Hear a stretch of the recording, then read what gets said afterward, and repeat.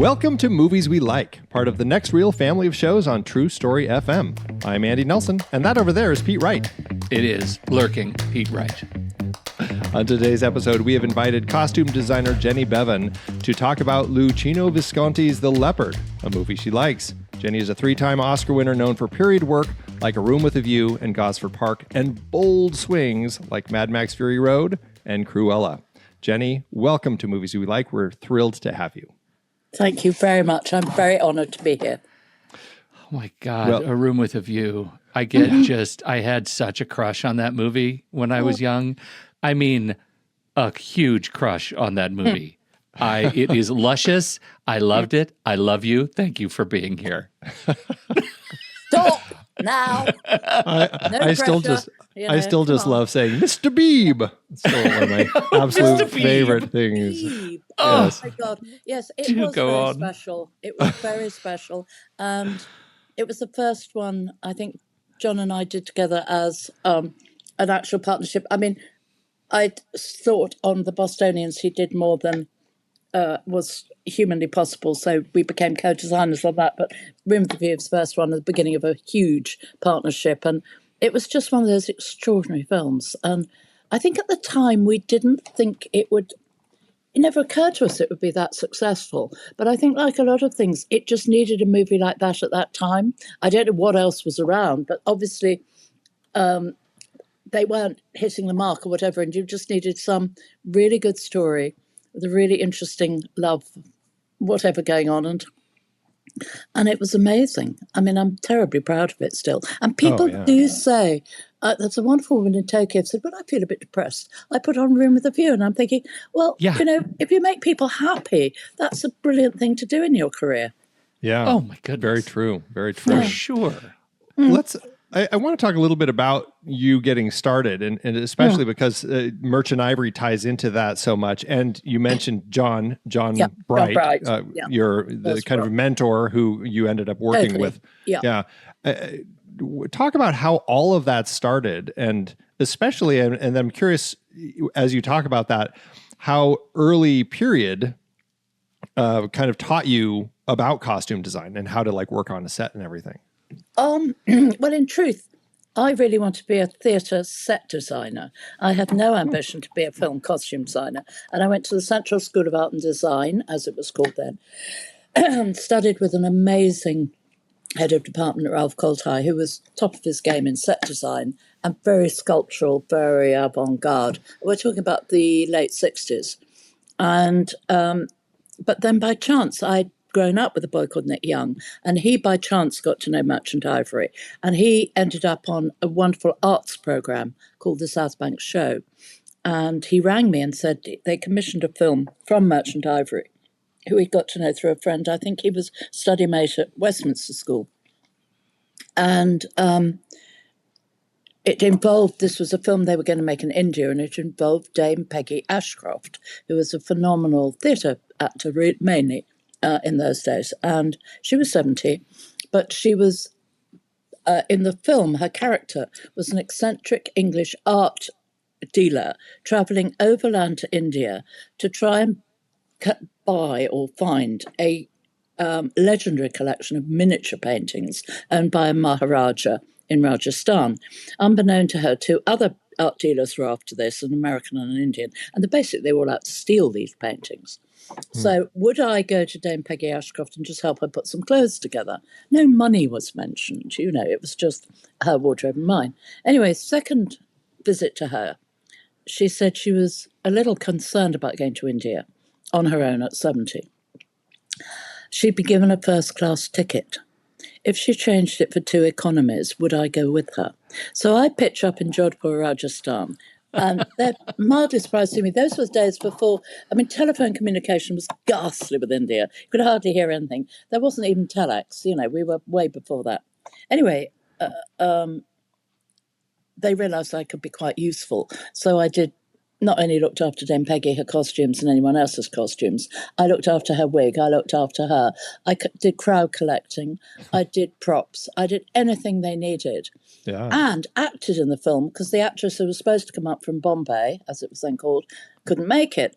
So I just became part of the Merchant Ivory family, and they thought I was a costume designer and promptly gave me work. And without anything on my part, I moved sideways from set design in theatre, opera, and ballet, which was my world, into costume design in film.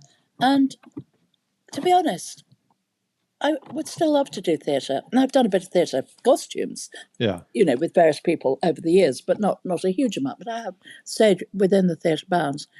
But I'm a storyteller, so I don't mind where I tell the stories, or so long as it's a medium I understand, which I understand clothes and I understand sets, and I just storytell. So that's how it happened. Certainly nothing I doing. Yeah. That's amazing. It's a delightful fake it till you make it story. And it sounds like you didn't even really have to fake it that much. Just show up and be artful. Yeah. Well, just be helpful. I think the thing that people don't really understand in costume and in the film industry now, they all do these courses at very, very good film schools, but they all come out thinking they are a costume designer, a set production designer, whatever. Basically, I think you have to learn every skill as you work your way up. So you should do dressing, you should do aging and dyeing, you should do pattern cutting, you should do making of all sorts, because you never know. It might, buying, very important area, you might, within that, be happier, because what I do is a massive amount of negotiation with producers and directors, as well as my creative job.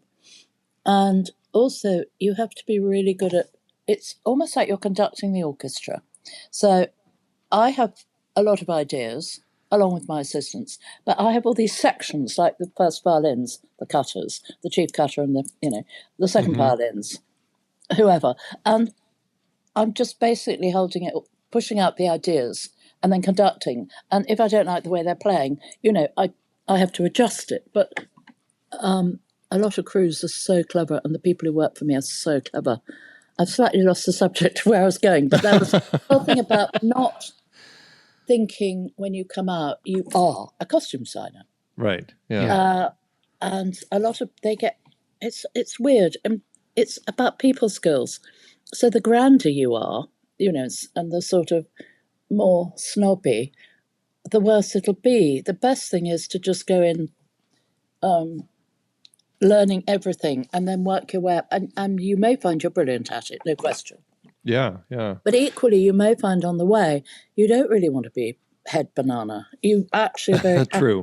Happy, doing something incredibly creative within the department, because everybody who works for me brings extraordinary things and helps me make me who I am. Yeah, a lot of skill, talent, a lot of just know-how in all of those different roles. Absolutely. Yeah. I mean, I can do most things, but nothing like as well as, of course. But if you understand how it's done, then you won't ask for something ridiculous. You won't ask someone to tailor a suit in a slurpy, silky velvet. It will be difficult, and it probably won't look that great, and it'll fall out of shape. And I mean, just simple things like that. Well, I'm curious, moving back from working with your team to more like when working with, coming into a project, when you first come into a project, you've had such a variety from the period pieces to the fantastical projects that you've worked on. Do you find that there's still a through line as to how you approach each job, whether it's period or fantasy or just present day? It's always the same. Read the script, do the breakdown, which is what teaches you. I go through the script, put endless Post-it notes and write notes, which means I learn it. I also normally see it in my mind. I mean, some scripts are much harder to see than others, but I normally get a pretty instinctive reaction to a script. Yeah. And then I guess it's sort of, the post-apocalypse. The thing about Fury Road was George Miller is an auteur. He sees it, he conceives it, he writes it, he probably does drawings for it. I mean, we are working to George's ideas, and yes, we put a lot of ourselves into it, a bit like I'm saying with my crew, but he he's got an incredibly clear idea of where he's going with it. So it's not as difficult as you would think. And also, he has a wonderful set of rules about the wasteland and what you can find in the wasteland and how you repurpose. And, they're all desperate for water and food. And there's that sort of famine mentality, and they become almost savage in their need for stuff, which you can see happening all the time in our current world, I fear. Sure. So that's actually incredibly easy in a weird way to get into his mind and understand how it works in the wasteland. And then Furiosa was obviously a little bit earlier, so we had a little bit more freedom with what they might have and what would still. But things like leather, it lasts for years. You've got certain things that will not disintegrate. Yeah. Even though it's presumably been blasted by a nuclear bomb. We never know. We presume. Right. Yeah. Right. It's such an interesting breadth of work that I'm perseverating on one comment that you just made. That you can see the work. And then I look at your filmography, which is, in a word, extraordinary. Just cherry picking. The King's Speech, Child 44, Life, We're Going to Space, obviously the Mad Max films, Cruella. These are some extraordinary bits of fruit I'm pulling off the tree, and I just need to know how your brain works to be able to see those and be able to visualize the universe with such apparent affinity. And yet I look at those films, I would never in a million years be able to imagine that the same person had costumed them. That's a real compliment, because I do not want to put myself into my work. I want it to be correct and appropriate to each project. But I think, I don't know, I'm incredibly instinctive. I'm not very clever. I'm not academic. I read things and I see, I sort of see the world for some reason. And I don't know why that happens. I mean, I think I'm just lucky. I can't do many things. I'm not a hopeless cook, and I play the cello unbelievably badly. But I am a storyteller. So I think that's what guides me. I'm not interested in clothes as such until I tell stories with them. Then I'll happily go any direction with clothes, including fashion, which is one of my least favourite things, in terms of what I do in my normal life. I absolutely love ceramics and early painting and, curiously, religious icons, although you've never met anyone less religious than me. I love books. I love, but Have you ever, let me ask it this way, have you ever met a project that you said no to because you couldn't see it? Very rarely. I can't think of one offhand. I've certainly said no to things I thought were stupidly violent or, just didn't appeal. But in the early days, I had to take every job. I'm a single parent. Sure. I was living in southeast London.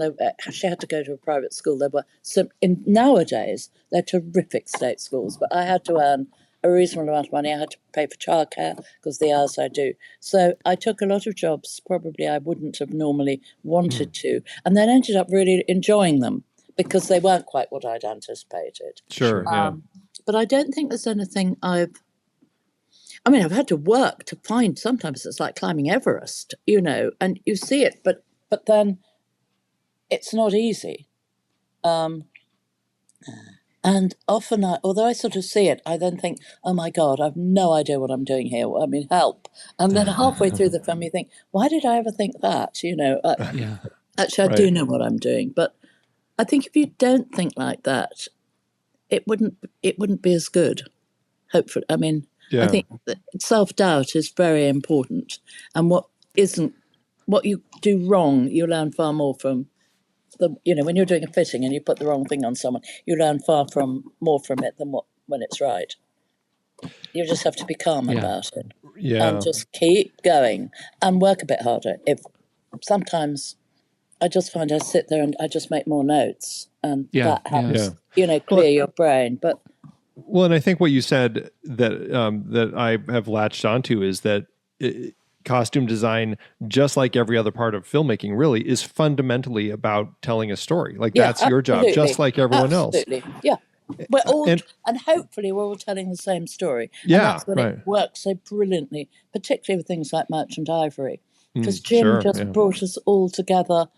We had never had any doubt about where we were going with the project. Yeah. And I mean, I still, for me, he's one of the greatest filmmakers, and they've been remastering quite a lot of the films. And sometimes John and I have done Q&As, and so we've seen the film on a huge screen, looking, and you just think, how did we do that? Because we used to do it with minimal crews. Yeah. I mean, I remember dressing Vanessa Redgrave in the ladies' lavatories at the Wigmore Hall. I mean, never had facilities or anything. Once I'd designed it, I was part of the dressing team. Yeah, undressed and dressed all the extras on Room with a View in Florence with one assistant, Elena Politi, who didn't speak English. And my Italian was terrible. So. Well, tying into like you're looking back since you're kind of talking about all these different films, I am curious, especially since you just received the Costume Designers Guild Career Achievement Award. Yeah, that was amazing. Which is fantastic. Congratulations. Yes. But with the career that you have had, when you think back across your whole body of work, what does that arc feel like from the inside when you're looking at all of that you've accomplished? Are you one to be racked with nostalgia? Yeah, I love a bit of nostalgia. Don't you worry, I'm not going to be racked. I feel incredibly lucky. I mean, what did I do right in a former life? Because I had amazing parents. We didn't have a lot of money. Both my parents were classical musicians working in orchestras. I was brought up with music, a very alternative outlook on life. We went to very alternative schools and had, a lot of real creative stuff going on at home. Yeah. No television, so we made things all the time. And, so that was a blessing. And then meeting Nick Young, who got me into the Merchant Ivory scene. I mean, how lucky was that? Both our parents, mine and his, sent us to this very esoteric music and movement class, not normal ballet for us. Yeah. And Nick and I became good friends, and his sister Sarah and my sister Sarah Hill.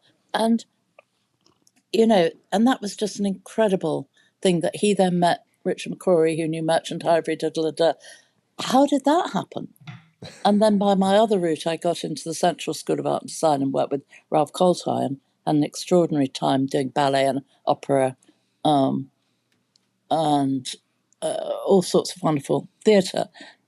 But, and then the choice of the movies I've worked on, the directors I've worked with, how did that happen? I mean, the luck. And I've done Disney projects, but I've never had to do a real, what they call them, a real life thing from an animation, which I've always done origin stories with Disney. Yeah, and they've always been interesting. And I mean, apart from a slight glitch on Choral, they were, they've been great. And I don't know. And now working with Alex Garland, I'm just blessed. And the last thing I did was with Nick Hytner. My God, what an amazing, I mean, the luck is just ludicrous. Well, we should talk about the Choral a bit, since that's the project you just worked on most recently. This is a project, a film that's set in 1916, and in a kind of a small mill town in England, as World War I is going on, and people are coming and going from the war.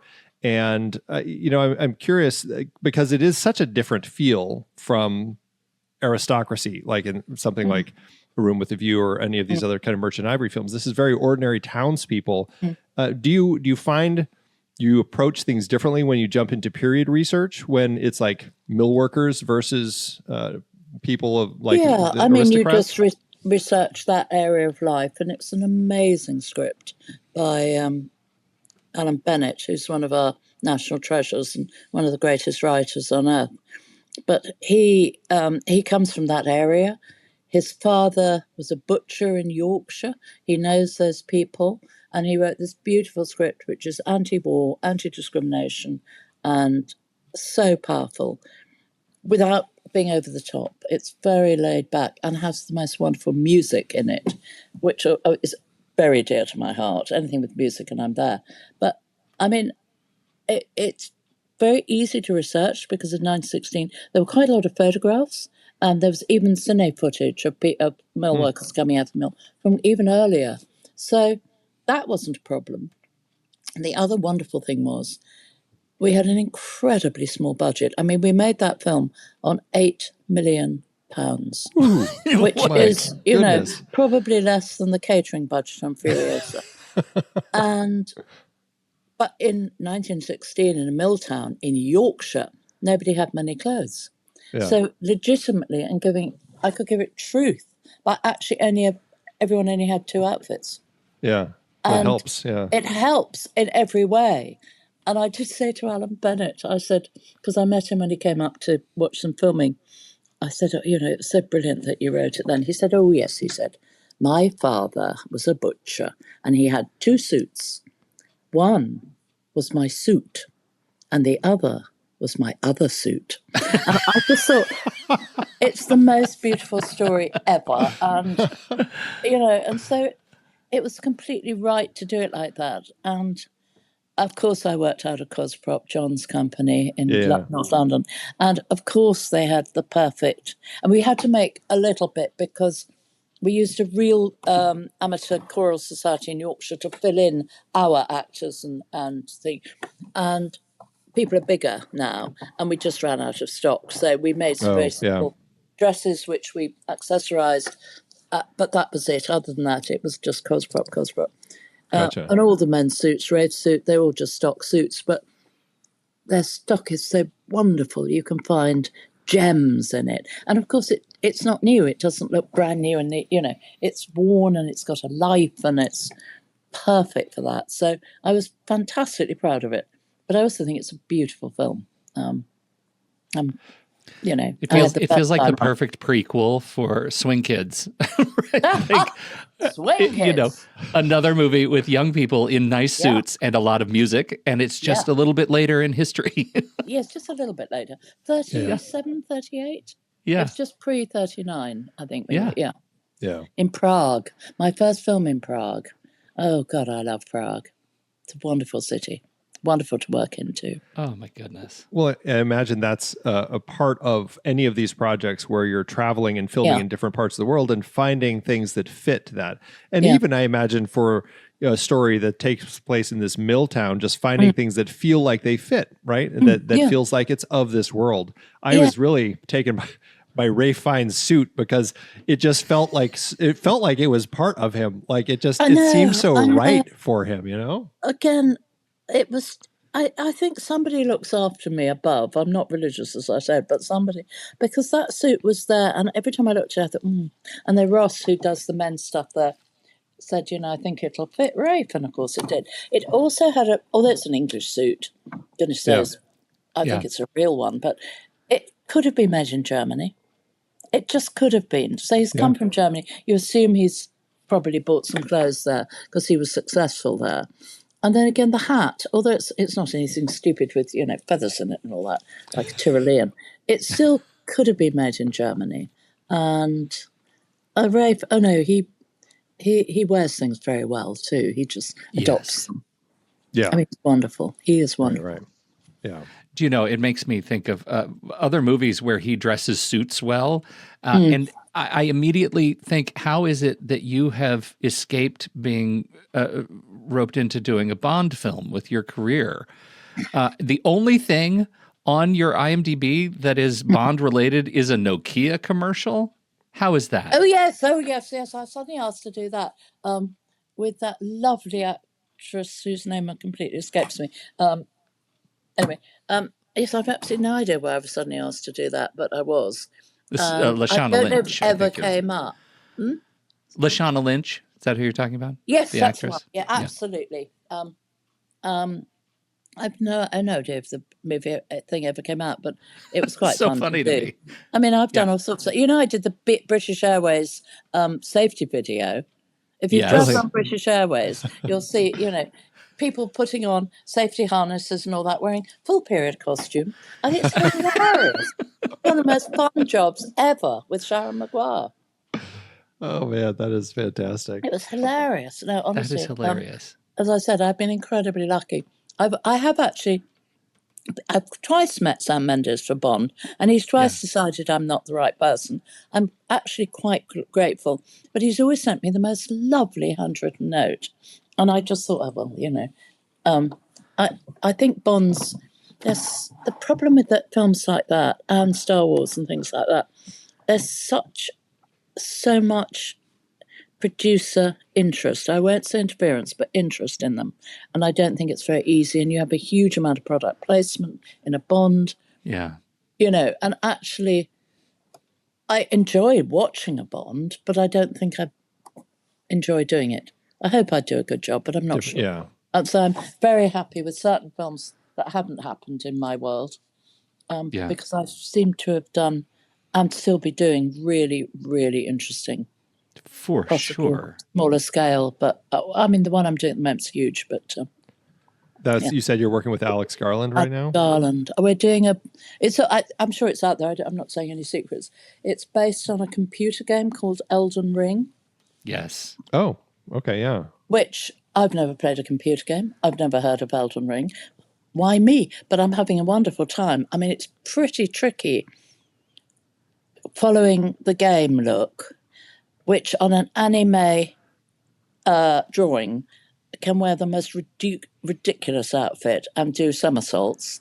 I'm putting things like that on real actors, and they've still got to do somersaults. It's like this, but it's a challenge, and everyone on it's so lovely that you just give it your all. And you've got such a, I don't know who the vast majority of the cast, but I think who's reported that you're working with folks like Kaylee Spaney and Ben Whishaw and Kit Connor. Like this is such a wonderful slate of young actors. I imagine willing to do anything for you. They're absolutely fantastic.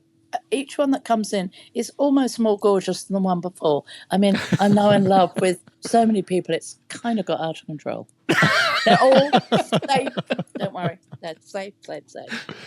Oh, man. Too funny. Sorry. Well, but, so it's interesting because doing a project like this, I mean, you've never played video games or anything. And so are you just...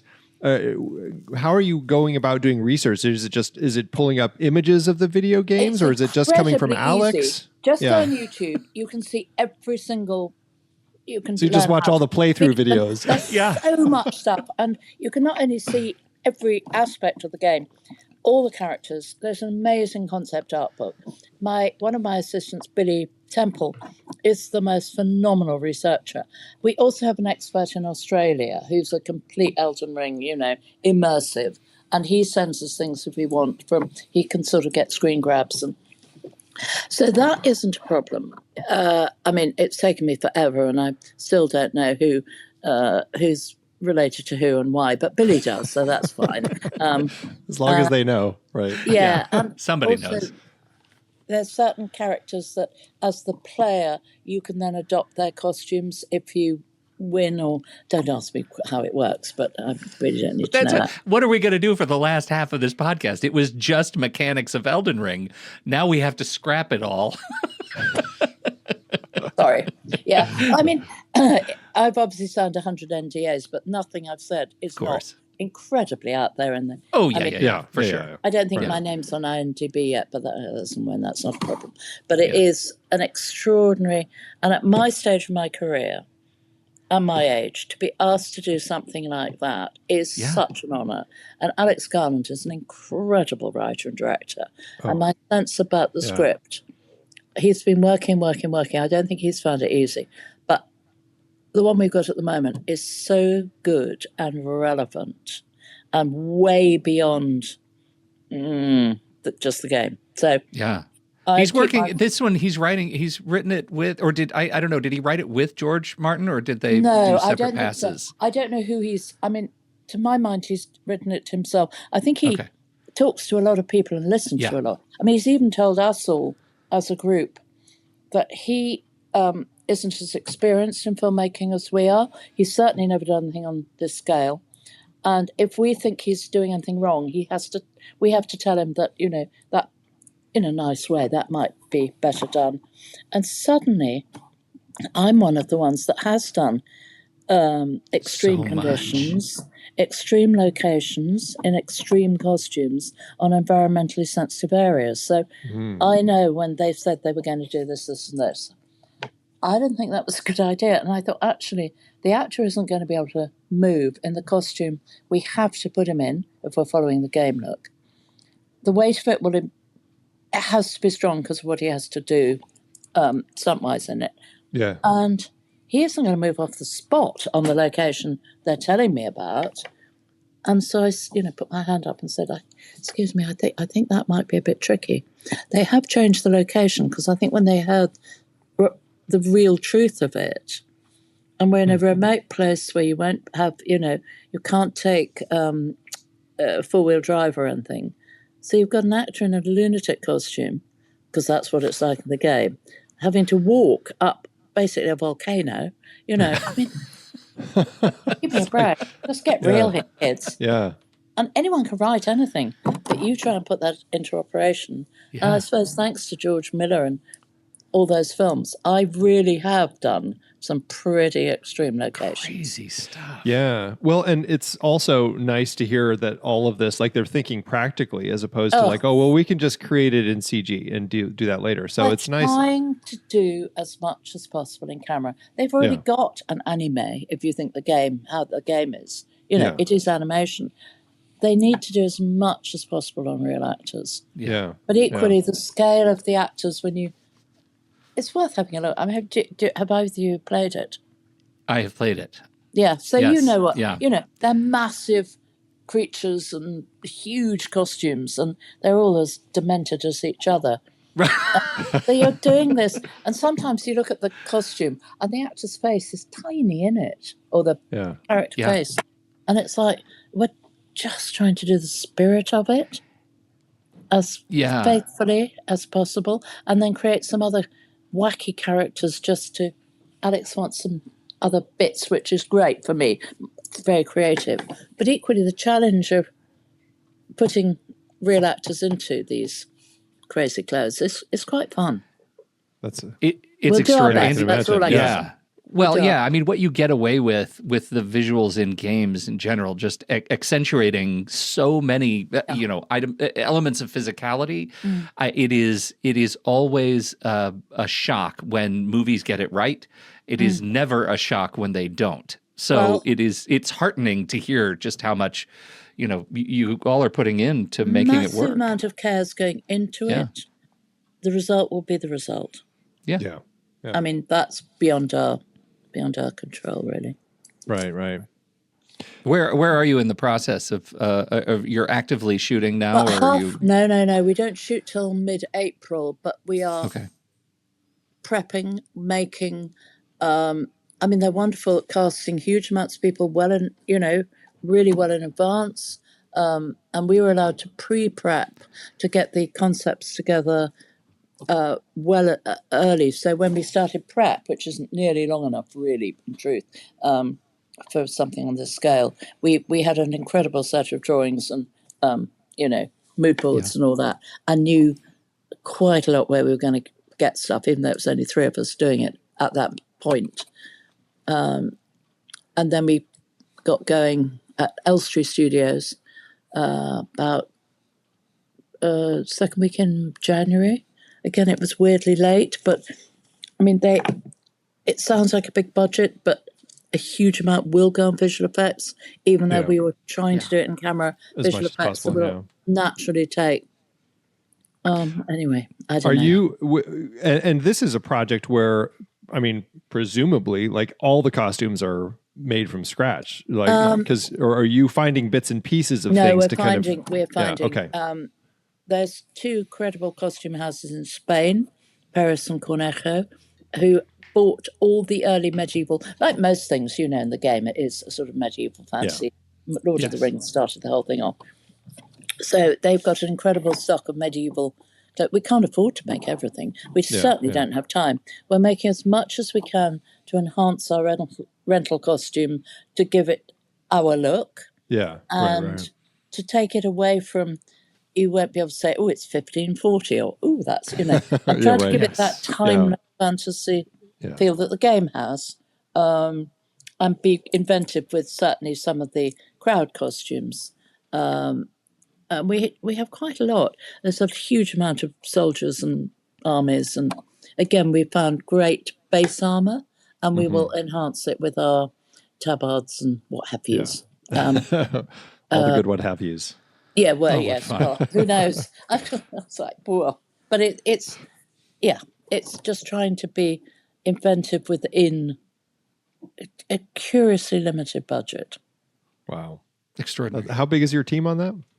Well, it's not huge. I've got hard to say. The armory department's it's gone up to probably about 12, maybe 15. Dyeing department just enlarged itself today to about 9. The makers we're bringing in more and more trainees and students who are really exciting people to work with. Nice. That's probably gone up to about 15-ish.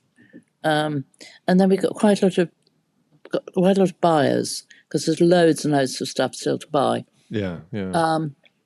And specialist stuff. Now, we need that fabric, and can we find this? And so it'll probably end up at about 50.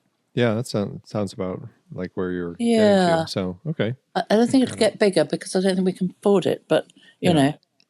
That's a good team, though, for a fantasy film. So, but we're very schedule heavy up front, so we've got to load it with people now, and then we can probably ease off. But some of it we do in Iceland much later in the year. So we've got a bit of time then, and we haven't even started on those costumes, and that will feed in.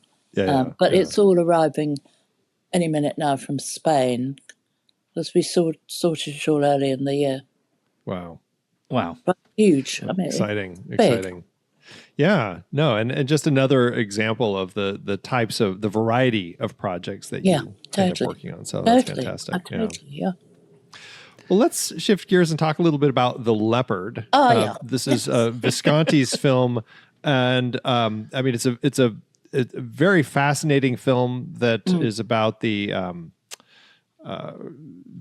period in Italy when things are shifting as far as like the I can't remember the name of the period, but when it's moving into Unitarianism or something, isn't it? The Risorgimento, or I'm trying to think of the Italian word. Yes. Yeah. And as everything is changing, and I think it's just a lush film, beautiful performances, and the way it captures. And I'm curious for you, kind of, where did this film enter your life, and like what made it something that really meant something to you? My feeling is, and it is a long time ago, so I'm not 100% certain on dates and things, is that it was it was made in 1962 and was being talked about, and I went to college in the late 60s, and my memory is that actually a group of us from college went together to see it in a screening cinema in Soho, because it was on, and it was one of the things we all went to see, those weird, wonderful Czech and Polish films, because it was sort of, but I think we all went to see The Leopard at that point. And it was just astonishingly beautiful as a film, and fascinating with the politics, and which I didn't really understand to this day. I still have to sort of look up what was going on. It's not a period of history any of us know. We don't study it. So it was very different to anything else I'd ever seen. But also, I think I then probably saw it again later on, and John Wright, my mentor and dear friend, was always talking about it with the fact that Piero Tosi, who did the costumes, was only 36. And in the 60s, it was often, when you saw period things, particularly if they were made in England, they looked very 1960s. The fabrics were nylon. There weren't wonderful, true fabrics around. There wasn't silks and all the interesting things we actually have now, far, far more. And so if you look at particularly English BBC television, the Forsyte Saga or something in there, I think that was black and white, it's still got a very modern look, and they had very modern makeup and hard hair and, all sprayed. And then you saw something like this. And yes, there was a little bit too much eye makeup probably for 1860, but it's still astonishing in its truth and the beauty of the fabrics he used and the absolutely accurate period cut. I mean, he was obsessive, Piero Tosi. I don't think he was happy because it was never perfect enough, but he was one of the most incredible costume designers ever. And again, his range is pretty enormous. I don't think he did post-apocalypse, but, he certainly covered a massive thing from very, very poor Italy to Medea and just, great range and loads of Verdi operas. And I think if you ask most costume designers who their sort of hero is, it will be Piero Tosi. So that was a huge thing for me in the film. There is no shortage of sweat, I did notice. And I mean, well, I think it was probably pretty hot when they were shooting, Yeah. It's so hot. They clearly worked it into the story. Yeah. It was hot where they were, and it was fundamentally challenging. It is such an interesting thing because you're right. It is a movie of extraordinary beauty, and the costumes, the number of costumes, amazing number. Right. And they would have all been real. They wouldn't have CGI'd. They wouldn't have done enhancement then. They really dressed all those people, and they really had them out on the set. Extraordinary. And in the period of existing sort of between, it feels like this, I don't know, like they're calling on this sort of Victorian, like European style.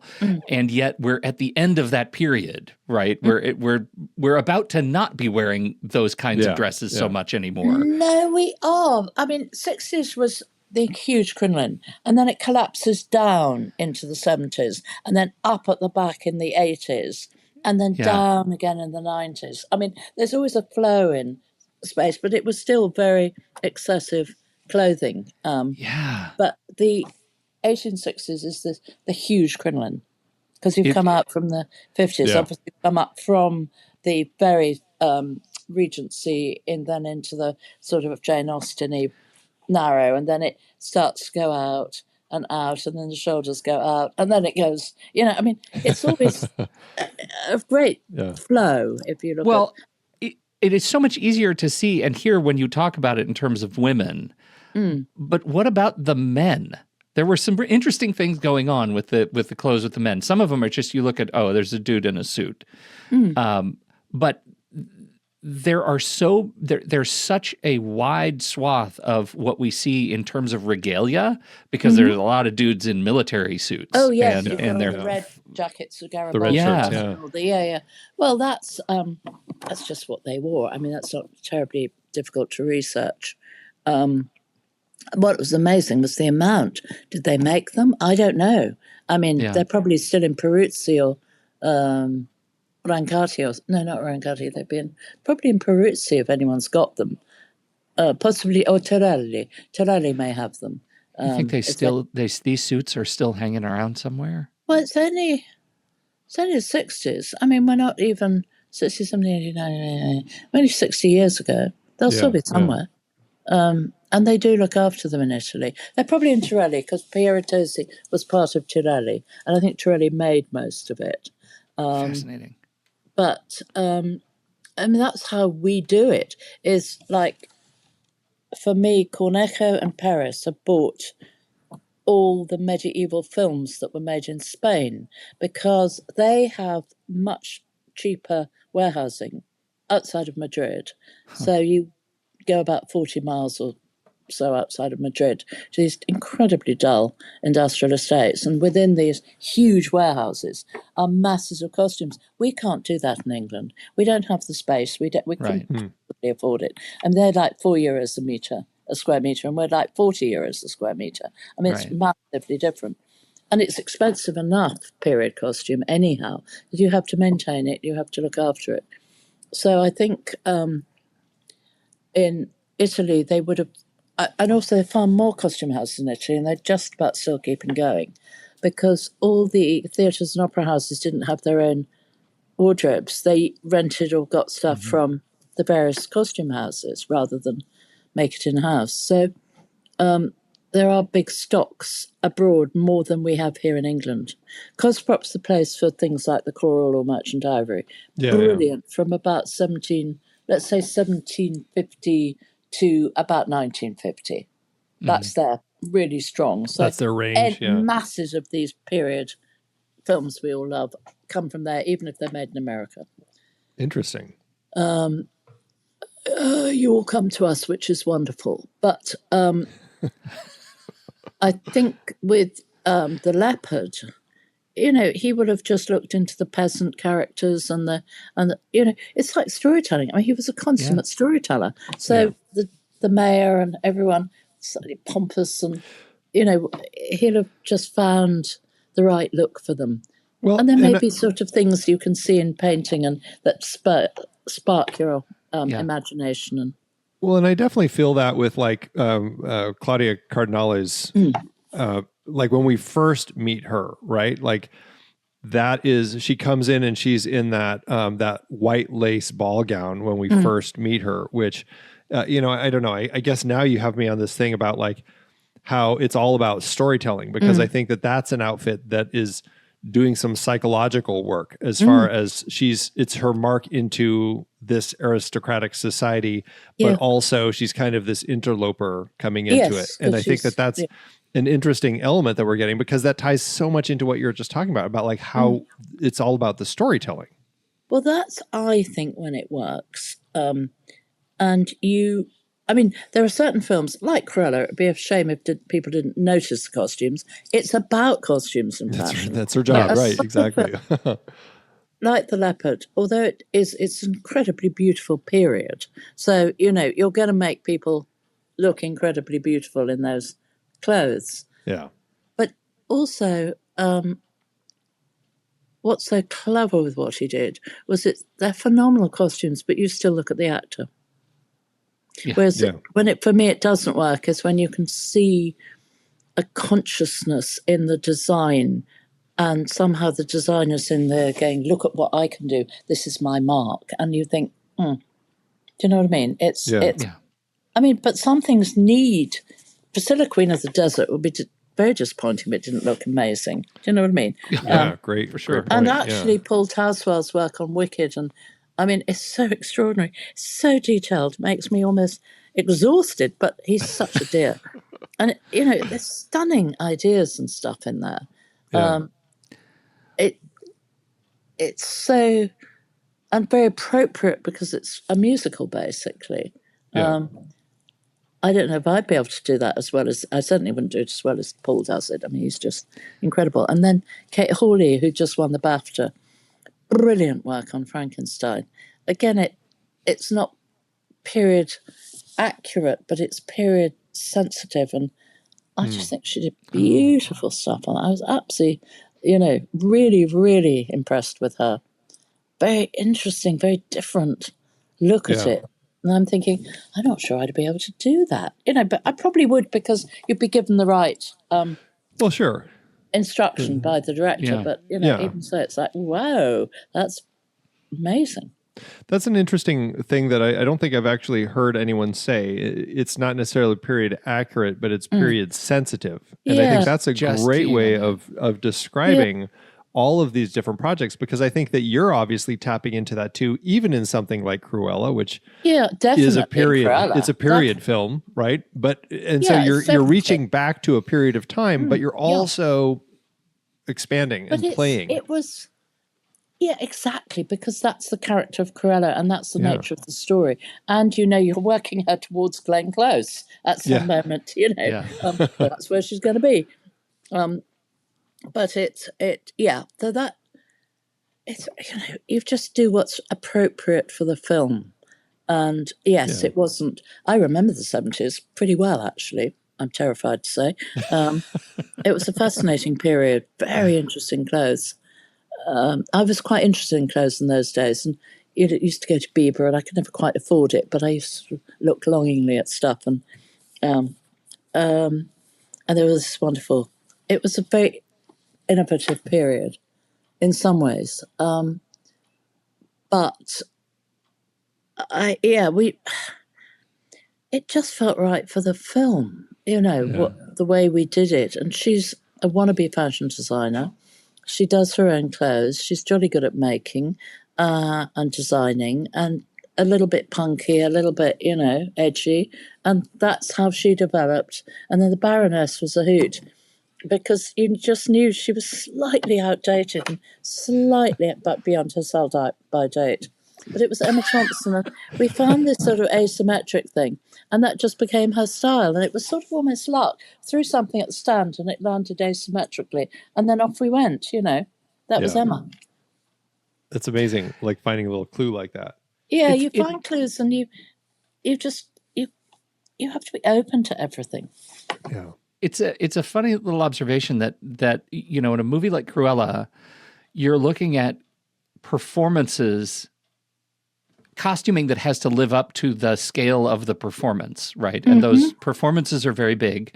And I look at the Leopard, and I look at Lancaster could have been one of those as the prince, right? He could have been one of those over the top. And yet I think he plays it as reserved as he is outfitted to be. At no point does it feel like he's a pretender. No, it's very true, isn't it? And there's a kindness, because it's such an interesting role, and the fact that he sees what's happening, but he can't quite give into it because he's so tied into his world and his aristocracy and his what he feels is right. I mean, I think it's amazing. I truly haven't seen it for so long, and it's really making me want to. I just haven't had time to re-look at it, so I'm not really as. I don't know why. It was just one of the films I chose, and you lot chose that one as the one I talk about, and it's like, ooh. Because, yes, the costumes, no question, but in general, I can't even be specific about them, were just extraordinary and true and much realer than anything I'd seen in the cinema or on television in that period. And the idea it was made in 1962 and then shown in 63 is so bizarre when you look at the beauty of the production design, because in England it was still all painted sets, and it hadn't got that amazing reality and the scope too, because like that the entire last hour almost of the movie. Minutes in the ballroom, the ballroom. I mean, you've got 400 costumes in there with all these extras, so many people, and it's all like as authentic as you could get, because that was what Visconti wanted. And so you just feel like you're living in that space, and I think that's the key is whether it's Cruella or the Leopard, is finding the pieces that make it feel authentic to the story that we're telling. Because I bought this entire world. It's just everything is so real. No, even the sweat, especially the sweat. The sweat, God. Yes. Probably shouldn't talk about sweat too much. Perspire. It is. I'm sorry that you're right. Glowing, I'm inelegant.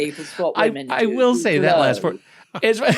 In terms of a film, at just over 3 hours, it is that last bit is an untidy segment in terms of pacing. I found it a little breathless in its overall pacing. Yeah. Beautiful, fascinating period of history, and my God, it is very long for the story it wants to tell. Oh, it is very long. No, I know. I mean, that's my problem with films at the moment, which I love the Choral because it's much shorter. But I think when you're working in the industry, we do very long days, and I just can't watch film at the moment. I watch crap television. Celebrity Antiques Road Trip is a particular favourite, because I don't have to think. Yeah, and I do you get to turn it off. And I go to the theatre if I can, or concerts, but I just can't be doing with these 2-hour films, 2.5 hours films, which are all fine. And I'm sure they're very good, a lot of them, but at the moment I'll work and they can. There will be a time. For cinematic reflection. Yeah, absolutely. I'll catch up, but There you go. There you go. At the moment, it's all a bit much. Well, I mean, it's been wonderful chatting with you about you, your career, the Choral, the Leopard, all of these different things. Thank you so much for joining us. The Choral is very dear to my heart, and I tried to promote it to my best ability because, in truth, Sonny didn't do a lot and didn't send out screeners to the people who, and you couldn't get it in India or in Australia, you know. So it's really weird. They just didn't bother with us, and yet, to me, Ray Fiennes is better than I've ever seen him. You know, I just think he's wonderful. It is so bizarre that it took us scheduling you for this show for me to realize that movie existed. I mean, you know, I know we made it on no money, and they obviously didn't have money to distribute it. And I think maybe Sony had other films they thought it might interfere with, like the thing with Ethan Hawke sounds rather good, Blue Moon. You know, so yes, of course, but it is a beautiful film, and it's not perfect, but I mean, the amount of people I know who've seen it more than once because they really loved it. But again, in England, it was around more. It was in cinemas, and some cinemas it's still showing, you know, but. Well, I'll say, like, I hadn't heard that piece by Elgar before, but it like pulled me right in. Like, that music was just so beautiful. And like when you have the nurse and the soldier singing, it just really gets you. Just felt if we just did it, it would be, he wanted a little bit extra. But what was extraordinary is when I first knew it was a Dream of Gerontius, I tried to listen to it, and I thought it was the most boring thing I'd ever heard because it goes on and on before you get to that bit. Yeah. And then more recently, I was sort of fiddling around on YouTube, one of my faves, and I found a recording made in 1968 in Coventry Cathedral with Sir Adrian Boult conducting, Peter Pears, who was an amazing tenor, Benjamin Britten's partner, Janet Baker and John Shelley Quack, all of whom I heard when my father was a cellist in the Philharmonia, and they all sang in things like St. Matthew Passion, and, you know. So I knew all of them, and I thought, I'll just give it a go. Oh, my God, it's brilliant. And Peter Pears, with quite a reedy tenor voice, is so perfect as Gerontius. I've become completely obsessed. So it's now my sort of go-to on YouTube. Well, I'll have to look for that version and include it in the show notes so that people can check it out. Because it's 1968, Adrian Boult, Coventry Cathedral, and Peter Pears is Gerontius. It's for me, it's perfect. Wow. So now I'm absolutely addicted. But yes, do promote it because it'd be lovely if, you know, everything that's going on at the moment. Yes, it's all in there, and awful discrimination and of course it was all totally under par, but the very subtle way Alan Bennett writes, and it's not in your face, it's not flung at you, it's just, this is how it is. Yeah, right. Well, we appreciate you coming here chatting about all of this stuff. Do you have, you're on Instagram, right? I am. Do people? Okay. That's a place people can go find you and check out what you're up to? Jenny Beavan Designs. I do it, but my sister actually posts it because she's a graphic designer. So she sort of says, I think we should do them in this order and let's do this, and variously puts on slogans or whatever, or this would work as a montage, Jen, or, you know. So she does it, but I write it and I do it. And at the moment, obviously I can't do anything about Elden Ring. No, yeah, sure. You know, and I haven't had anything recently other than the Choral, and then odd things like this actually would be quite fun to pop on Instagram if you want to send me. I mean, I could take a photo of myself. It's quite hilarious.